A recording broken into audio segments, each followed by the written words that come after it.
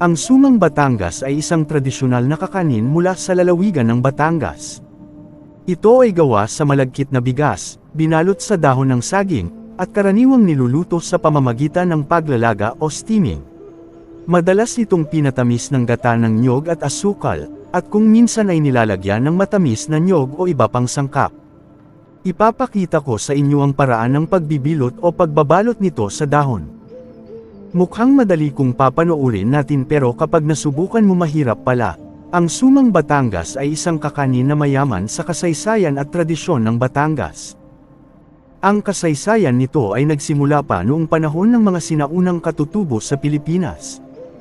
Sa bawat okasyon, lalo na tuwing pista o mahalagang pagdiriwang, ang suman ay laging bahagi ng handaan. Simula ng sumang Batangas. Noong unang panahon, ang mga katutubo sa Batangas ay naghahanap ng paraan upang mapreserba ang kanilang mga ani, lalo na ang malagkit na bigas. Sa paglipas ng panahon, natuklasan nila ang paggamit ng dahon ng saging bilang pambalot na nakakatulong hindi lamang sa pagpreserba kundi pati na rin sa pagdaragdag ng kakaibang lasa sa kanilang pagkain. Ang proseso ng paggawa ng suman ay nagpasalin-salin sa bawat henerasyon, na may kanya-kanyang bersyon ang bawat pamilya.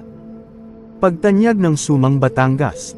Sa pagdating ng mga Kastila noong ika-16 na siglo, dinala nila ang kanilang mga paraan ng pagluluto at nagkaroon ng impluwensya sa maraming aspeto ng kulturang Pilipino, kasama na rito ang pagluluto ng suman. Ngunit sa kabila ng mga pagbabagong ito, ang sumang Batangas ay nanatiling tapat sa tradisyonal nitong mga sangkap at pamamaraan ng pagluluto.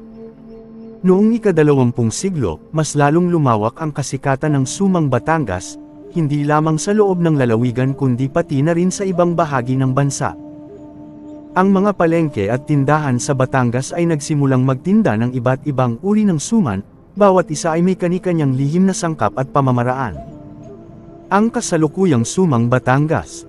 Sa kasalukuyan, ang sumang Batangas ay patuloy na isa sa mga hinahanap-hanap na delicacy ng mga Pilipino. Hindi mawawala sa mga handaan at pista, at madalas na ipinapadala bilang pasalubong sa mga mahal sa buhay. Ang simpleng sangkap ng malagkit na bigas, gata ng niyog, at dahon ng saging ay simbolo ng yaman ng kultura at tradisyon ng Batangas. Sa kabila ng modernisasyon, ang paggawa ng sumang Batangas ay patuloy na ginagawa sa tradisyonal na paraan, bilang paggunita at pagbigay-pugay sa mga ninuno at kanilang pamana. Ang bawat kagat ng suman ay nagdadala ng lasa ng kasaysayan, kultura, at pagmamahal ng Batangas. Siguraduhing mag-like, mag-share, mag-comment, at mag-follow sa aming Facebook page, TikTok, at YouTube channel para lagi kang updated sa aming mga bagong videos at exciting content. Maraming salamat sa inyong suporta.